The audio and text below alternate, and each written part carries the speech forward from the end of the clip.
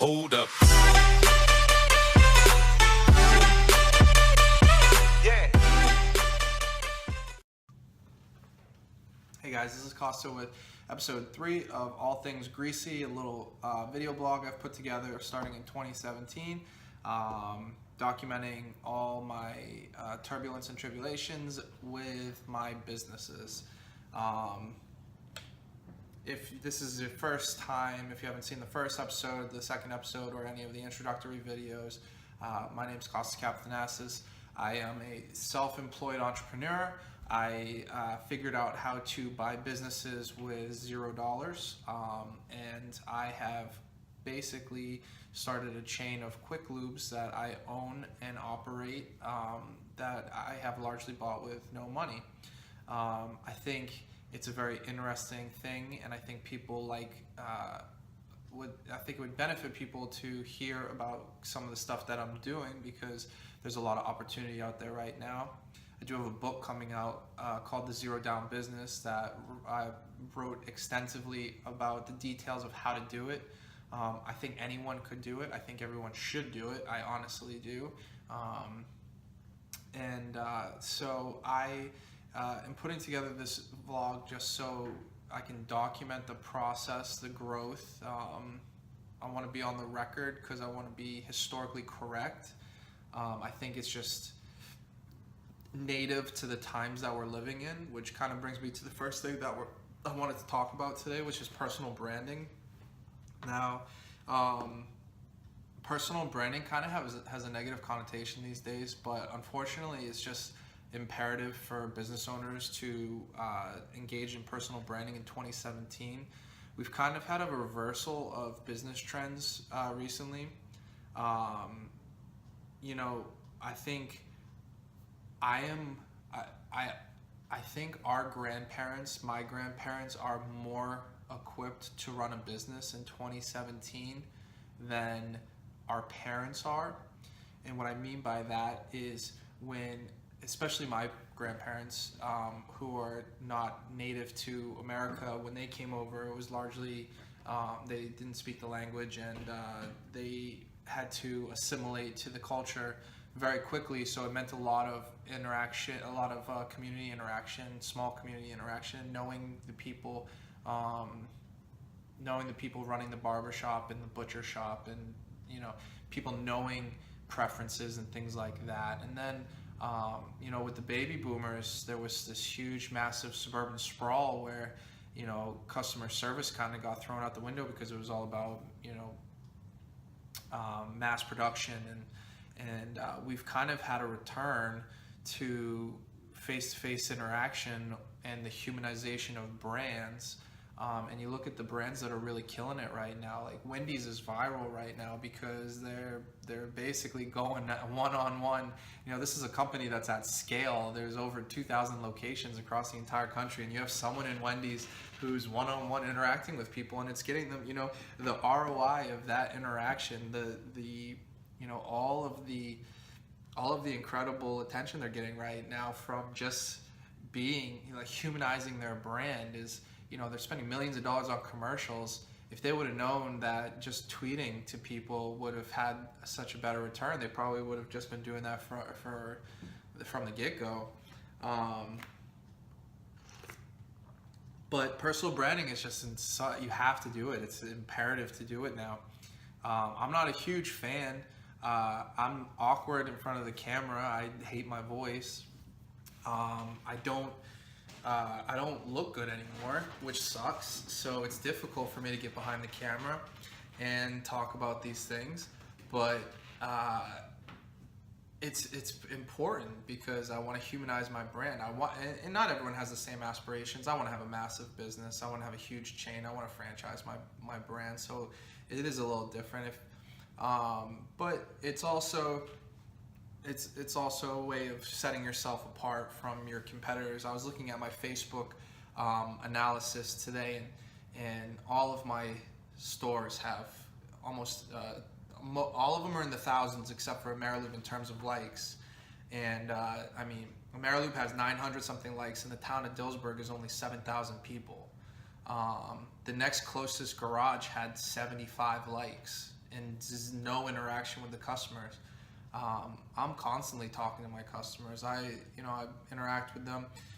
One of the things I like about Square as a merchant service provider is if you have the chip card and there's your cell phone inside of it, it'll send you a text message, and I can have inside a little portal, kind of an instant messenger feature. I can have a conversation with you if you choose to, and it's not pushy at all.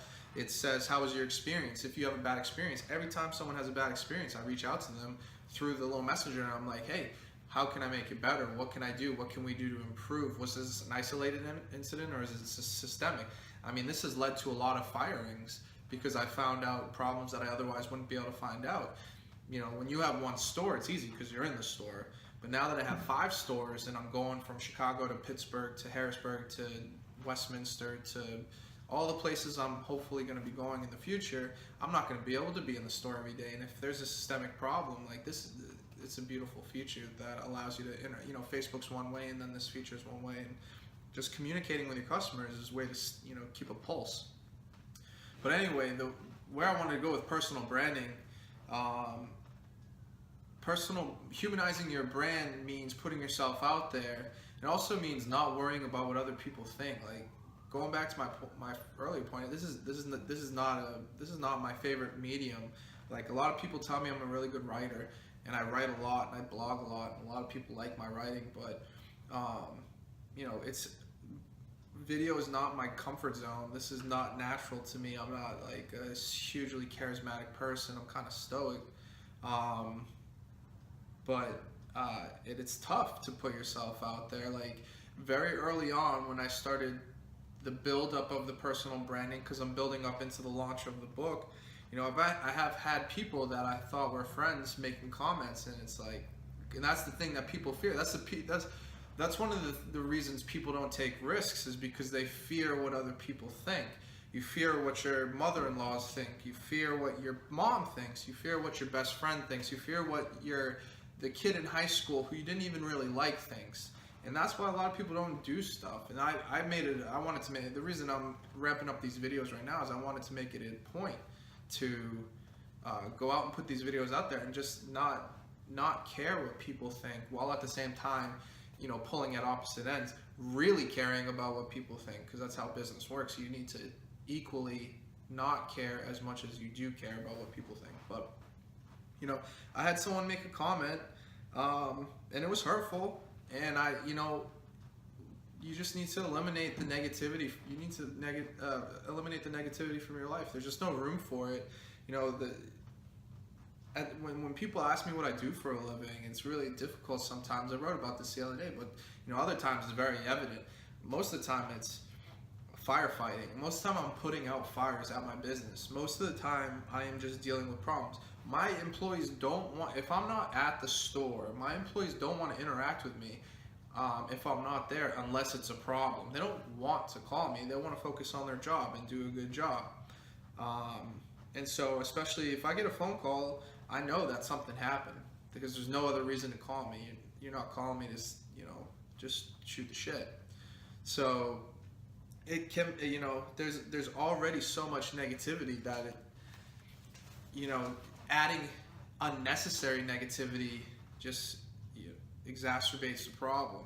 So I mean, and some people think it's petty, I guess. This happened a lot with the political climate, with the elections. A lot of people unfriended a lot of people. But you just need to get that negativity out of your life. You need to eliminate, and if that means eliminating family members, you need to do it. Because if you're not taking the steps that you need to take to put yourself in a position to live the life you want to live, then you're just staying in place. And if you, year over year, look at yourself and you haven't progressed forward, then you're going to be unhappy and you're going to complain, and you're going to find all the excuses in the world for why things aren't going the way you want them to go.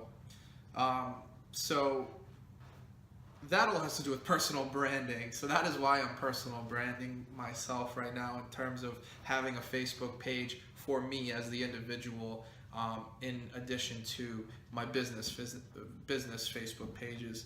And I genuinely think I have interesting stuff to say. I live a pretty interesting life. I've been to I don't know how many countries now. I've traveled the world. I've owned businesses. I've worked for the federal government. I've worked for the fourth largest asset management firm.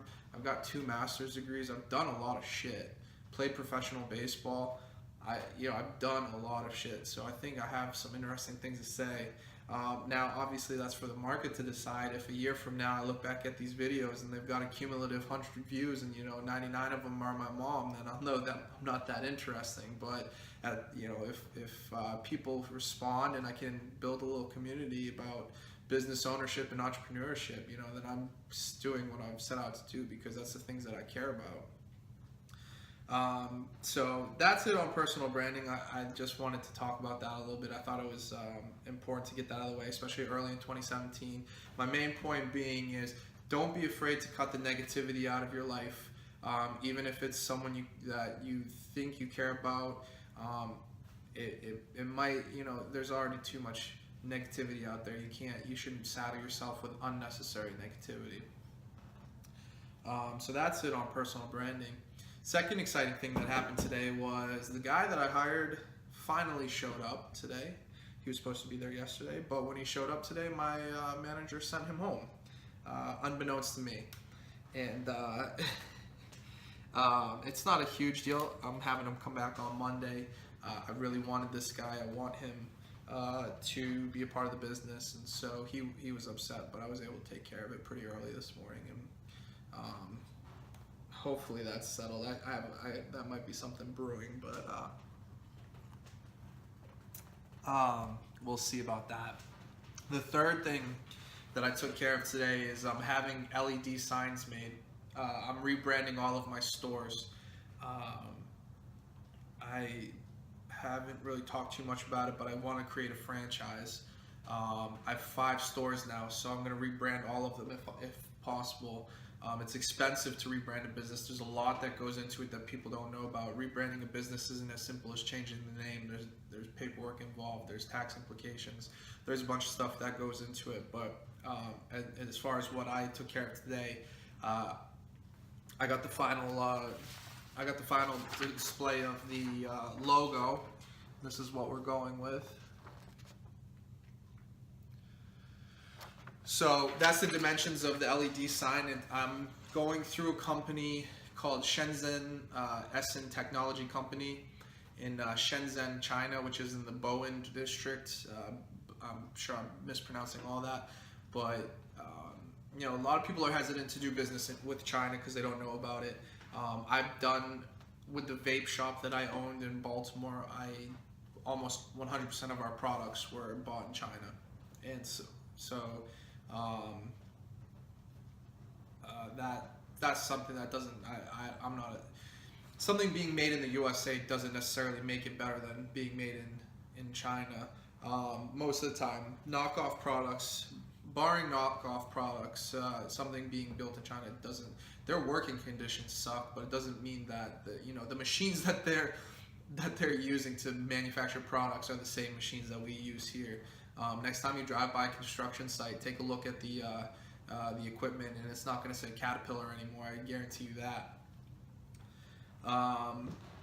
So hopefully I'll get those signs soon. They're very inexpensive. None of my buildings have LED signs on them, so this will be a nice change. I think it's another way to create a nice brand is by looking the part, or as some people like to say, fake it till you make it.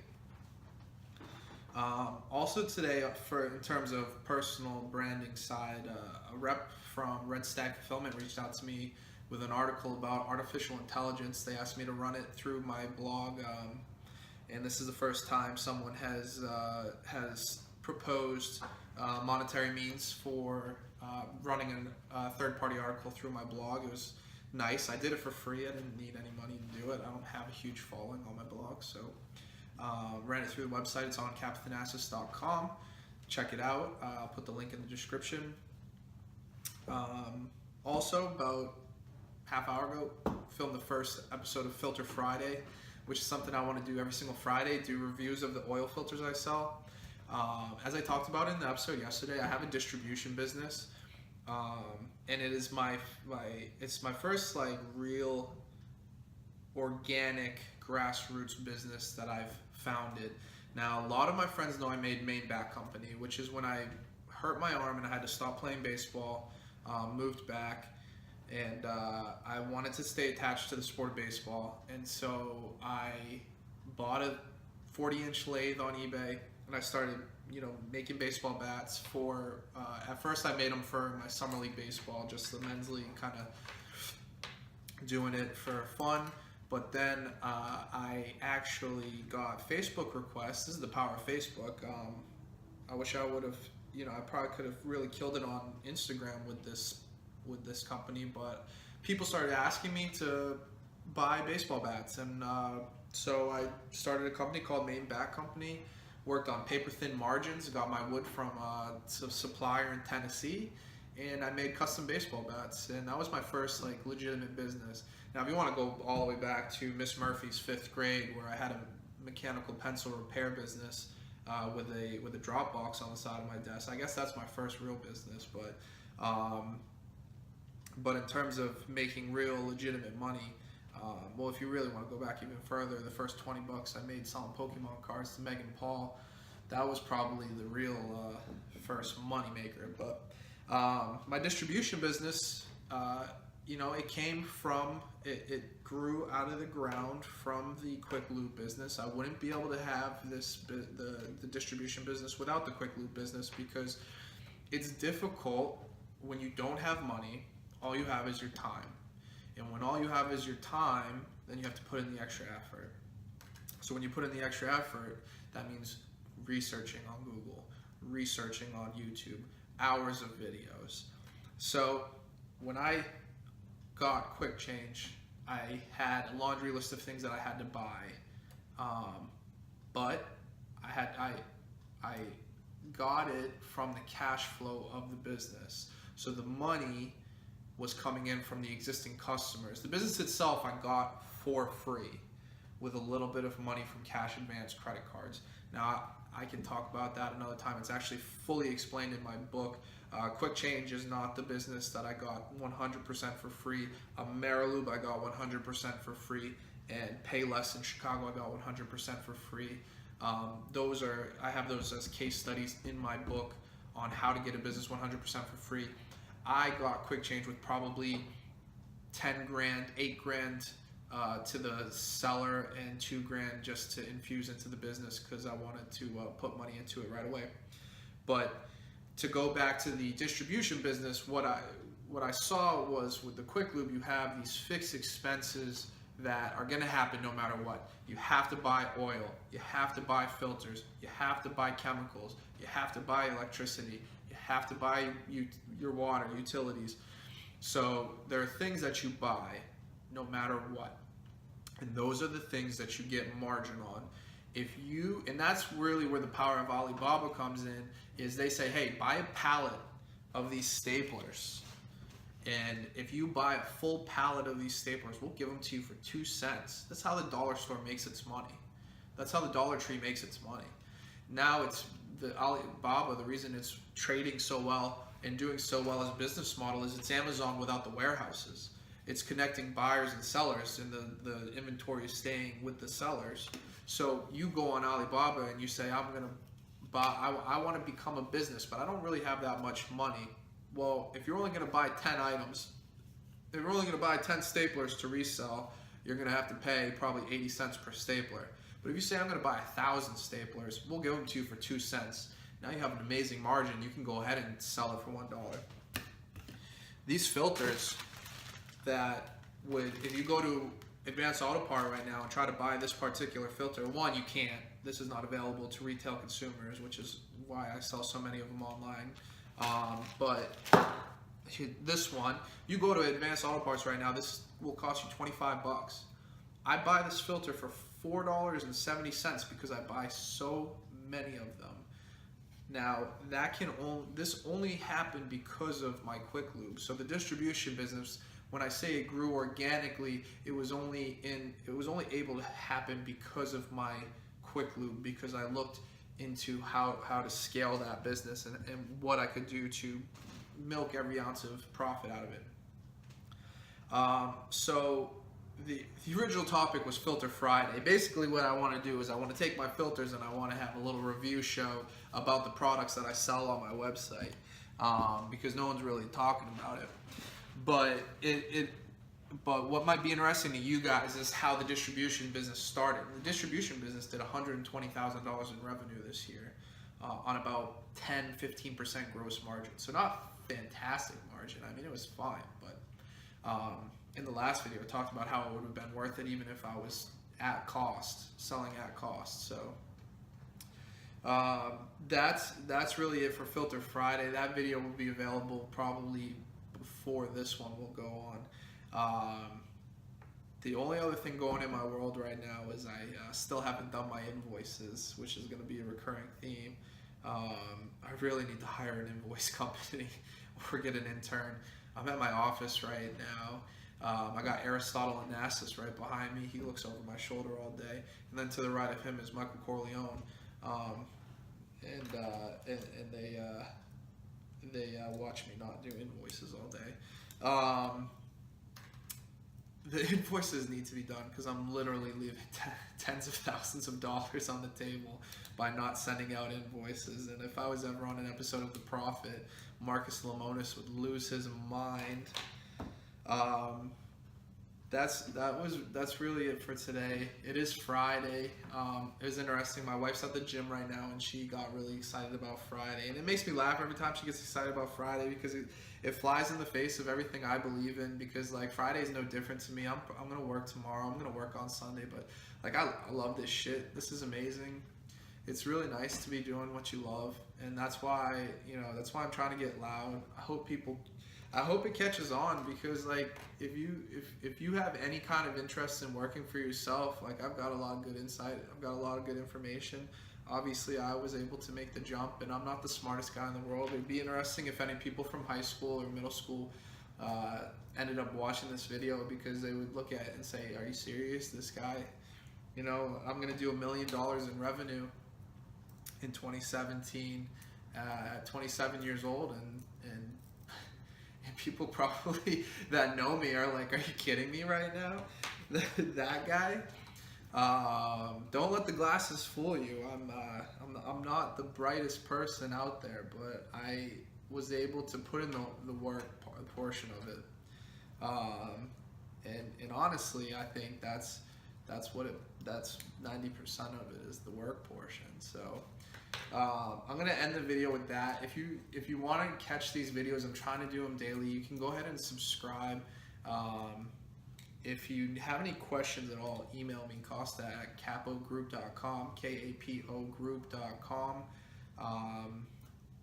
And if you want to get at me on social media, it's at Costa Capo, everything, Instagram, Twitter, Snapchat. Just hit me up. I always respond. A lot of one-on-one engagement because it's just 2017 and that's what you have to do.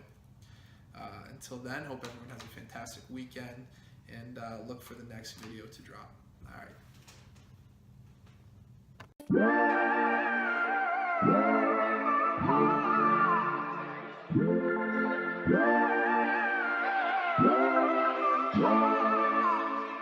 She say that she a wanderlust, but she ain't seen the world so much to do at 21. You feel invincible, so hard to find someone to trust. She's still a daddy's girl, she wanna be an actress and a singer like Selena. And she a movie buff, but she ain't seen Breakfast at Tiffany's or Breakfast Club. That's just before her time, so hard to keep a conversation when your mind's on vacation. You got pretty green eyes, I can see them dollar signs, girl. Oh yeah, I heard that you addicted to them sands now, girl. Go ahead with your sleepy ass. Go ahead. Shawty, give me a reason. You know that I'm leaving. Give me a reason. You know that I'm leaving. I know how to please you, and I stay in the freezer. It's all that you need, you baby.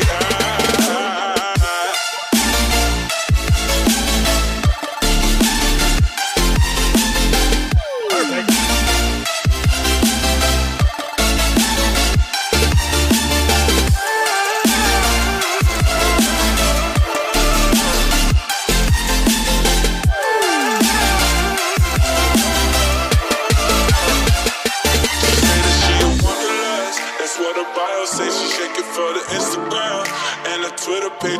she's a makeup artist.